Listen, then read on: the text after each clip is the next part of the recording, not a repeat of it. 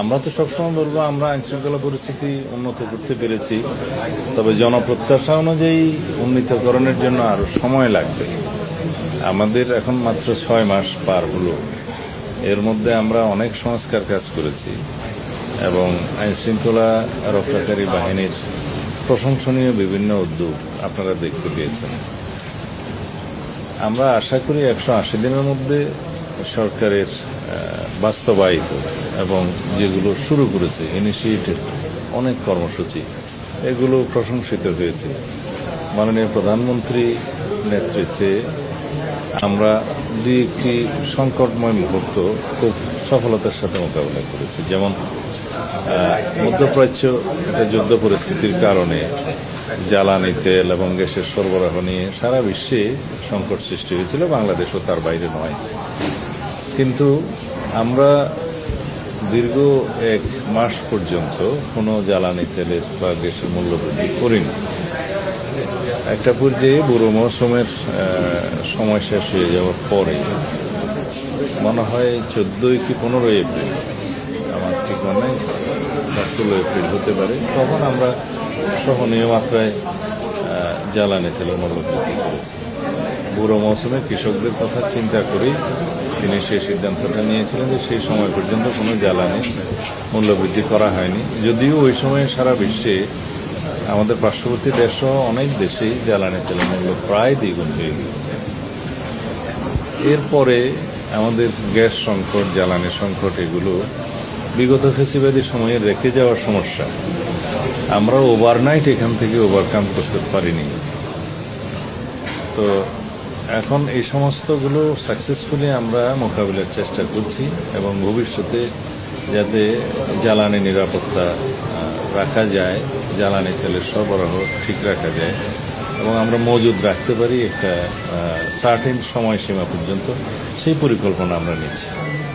আপনারা ইতিমধ্যে লক্ষ্য করেছেন যে ভবিষ্যতে যাতে জ্বালানি এবং বিদ্যুতের কোনো সংকট না হয়, যেহেতু আমরা ব্যাপক বিনিয়োগ, ইনভেস্টমেন্ট আহ্বান করছি সারা পৃথিবী থেকে এবং বাংলাদেশের আভ্যন্তরীণ বিনিয়োগ হবে ব্যবসা বাণিজ্য সার্কুলেশনের জন্য, উৎপাদনের জন্য। জ্বালানি এবং তেলের সরবরাহটা, প্রাইমারি এনার্জি, এটা গুরুত্বপূর্ণ ভূমিকা রাখে। সেই জন্যই আমরা পরিকল্পনাগুলো নিচ্ছি, আপনারা এটা প্রতিনিয়তই জানতে পারছেন। আমরা মাতারবাড়ি গভীর সমুদ্র বন্দর মাননীয় প্রধানমন্ত্রীর নেতৃত্বে ভিজিট করতে গিয়েছিলাম। সেখানে আমরা ল্যান্ড বেস এলএনজি টার্মিনাল করার বিষয়ে আমরা সিদ্ধান্ত নিয়েছি, মাননীয় প্রধানমন্ত্রী সিদ্ধান্ত দিয়েছেন।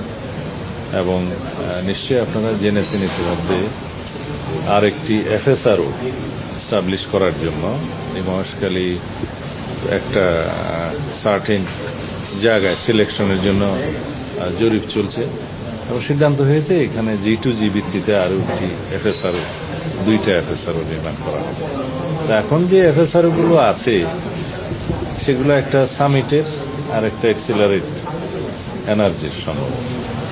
এগুলো মাঝে মধ্যে বিভিন্নভাবে যান্ত্রিক ত্রুটি দেখা দেয় বা বিভিন্ন রকম সমস্যা দেখা দিলে সরবরাহ বিঘ্নিত হয়, তো যে সমস্যায় আমরা পড়েছি।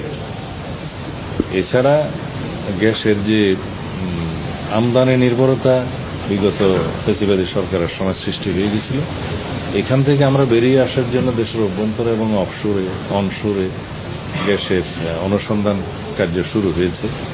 তাতে করে আগামী কয়েক বছরের মধ্যে আশা করা যায় ইনশাআল্লাহ আমরা আমাদের নিজস্ব সম্পদেই এই গ্যাসের সমস্যাটা সমাধান করতে পারব।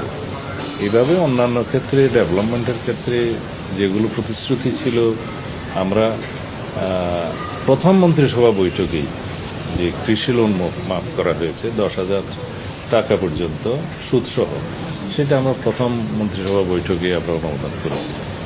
এর বাইরে ফ্যামিলি কার্ড, কৃষক কার্ড এবং ইমাম মুয়াজ্জিনদের সহ অন্যান্য উপাসনালয়ের ধর্মাবলম্বীদের যে উপাসনালয়ের কর্তা তাদেরকে অনুদান দেওয়া, রাষ্ট্রীয় স্বীকৃতি দেওয়া, এর বাইরে ক্রীড়াবিদ, সংস্কৃতিজীবীদেরকেও স্বীকৃতি দেওয়া রাষ্ট্রীয় ভিত্তিতে, এগুলো আমরা শুরু করেছি। কোনো কোনো ক্ষেত্রে প্রতিপালন অধিকাংশ হয়েছে।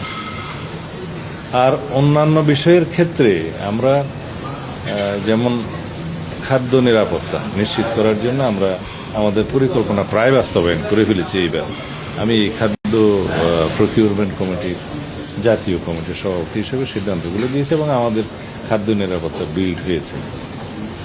আর অন্যান্য ক্ষেত্রে বিভিন্ন মন্ত্রণালয়ের যে অগ্রগতি 180 দিনের মধ্যে আমরা করতে পেরেছি, সেগুলো কম্পাইল করে মাননীয় প্রধানমন্ত্রীর প্রেস সেকশন থেকে অথবা একটা কম্পাইল করে আমরা মিডিয়ার কাছে প্রকাশ করব আশা করি। কারা রিপোর্ট দিয়েছে আমি এখনো পড়িনি সেই রিপোর্ট। সিকিউরিটি কাউন্সিল আমি শুনেছি, সেটা পড়িনি। ওখানে হয়তো কিছু অবজারভেশন দিতে পারে, আমি না দেখে বলতে পারবো না। আমরা এগুলো আমলে নিচ্ছি না, রিপোর্টও এখনো পড়িনি। তাছাড়া আমি যতটুকু শুনেছি পত্রিকান্তরে, সেটা ওখানে বলা হয়েছে যে তারা একটা এজিউম করেছে, একটা অনুমান করেছে যে এরকম হতে পারে। তো অনুমান নির্ভর কোনো রিপোর্টের উপর আমরা দেখি।